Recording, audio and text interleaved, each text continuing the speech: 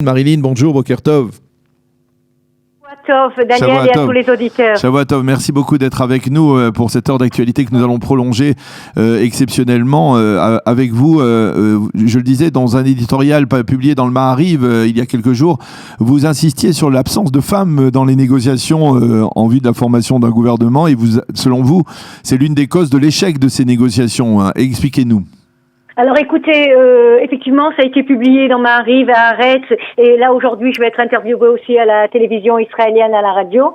Ça fait pas mal de bruit du fait que nous sommes aussi sur le terrain pour expliquer les choses, et autant à la Knesset, et nous avons adressé aujourd'hui une lettre au président de l'État. Je crois qu'il y a la majorité des Israéliens aujourd'hui ne veulent pas de troisième élection. Je pense qu'on est pratiquement tous d'accord, qu'on soit de droite, de centre et de gauche, et vous savez qu'à Women Watch Peace, il y a toutes les tendances politiques confondues. Nous nous basons sur la 1325. C'est quoi la 1325? C'est une résolution qu'Israël a ratifiée et d'autres nombreux pays, qui dit et qui montre sur des bases historiques et des recherches très importantes qui ont été faites, que quand les femmes sont impliquées dans les négociations pour résoudre un conflit, cela augmente de manière vraiment conséquente les chances de trouver une solution. Or, comme vous l'avez constaté certainement dans votre éditorial, quand vous voyez non seulement toutes les photos, mais nous aussi nous avons la liste des gens qui autant ceux qui sont à la tête de chefs de parti. Voilà, exactement. On ne voit que des hommes. Il n'y a que des hommes. Autant du niveau du Likoud, de Israël Beitenu,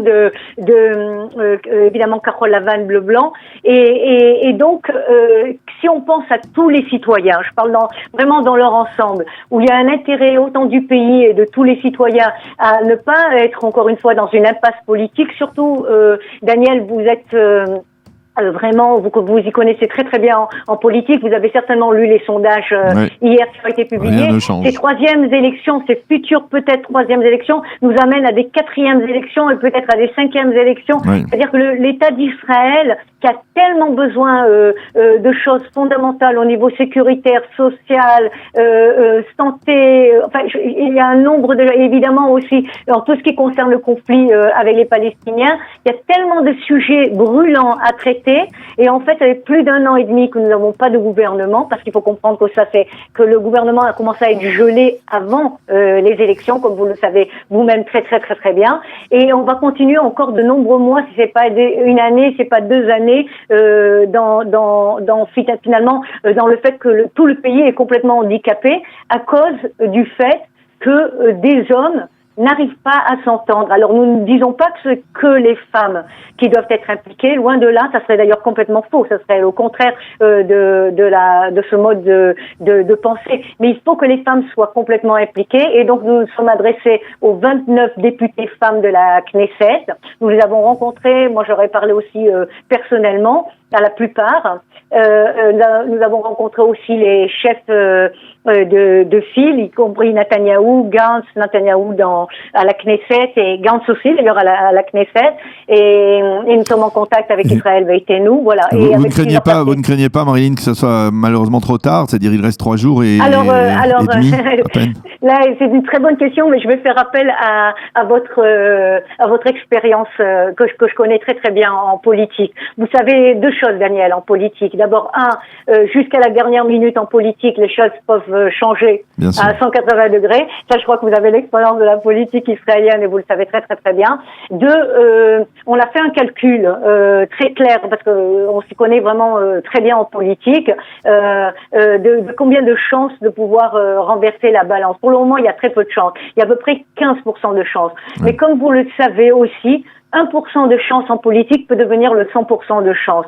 Or, c'est la volonté, il faut jamais oublier que c'est la volonté de la majorité des Israéliens de ne pas rester dans cette impasse politique. Alors, je vais vous poser une dernière question. Oui. Si c'était vous qui étiez assis à la table des négociations entre Benny Gantz et Benjamin Netanyahou, entre le Likoud et Bleu-Blanc, quelle est la proposition, on va dire, originale, inédite que vous pourriez faire pour essayer de sortir de l'impasse actuelle?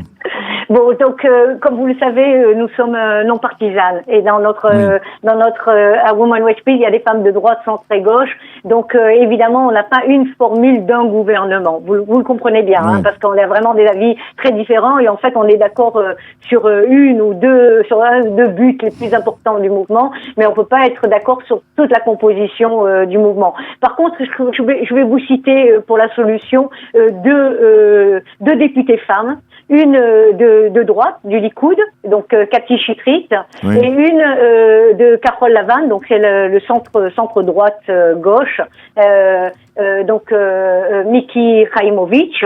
Les deux, le même jour, lundi dernier, ce matin, elles ont dit autant au Premier ministre qu'à Gantz et à nous, évidemment, puisqu'on les a rencontrés aussi personnellement, elles ont dit exactement la même chose. Elles ont dit, vous voulez trouver la solution inédite, la solution qui pourrait nous sortir, mettez les femmes du Likoud, les 10 femmes, hein, avec les 10 femmes des députés de Carole Lavanne, et vous verrez qu'il y aura une solution que peut-être on a déjà pensé, peut-être on l'a pas encore mise en place, ou peut-être une nouvelle solution inédite. Une chose qui est sûre, Daniel, mais ça vraiment j'en ai la certitude, la solution existe, elle est là. Il faut tout simplement la voir et la mettre en pratique. Mais elle existe. Et il faut donc sortir des schémas habituels, il faut sortir de l'ego. Beaucoup nous ont dit à la Knesset que c'est une question de personnalité, donc qui bloque en fait. Et il faut sortir justement de ce loop, de ce cercle vicieux personnel et comprendre que c'est le bien de l'État d'Israël qui est en cause et le bien de l'ensemble des citoyens et des citoyennes.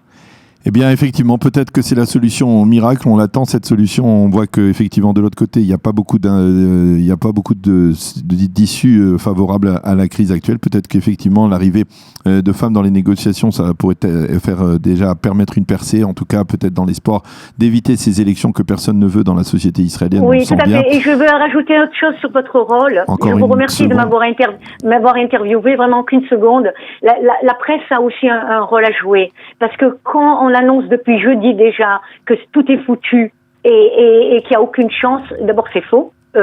Théoriquement c'est faux et même dans la pratique c'est faux parce que tant comme on l'a dit et vous le savez jusqu'à la dernière minute les choses peuvent être renversées et deuxièmement le rôle de la presse c'est aussi de montrer qu'il peut y avoir des possibilités. Vous l'avez fait ce matin, je vous en remercie Daniel et je souhaite vraiment de tout cœur le meilleur pour mon pays. Merci beaucoup Marilyn et on ne peut que saluer votre engagement indéfectible à l'État d'Israël quel qu'il soit dans toutes les situations. Merci au sionisme. Merci beaucoup. Marilyn, Shavuot Tov, on espère et le mieux pour le pays.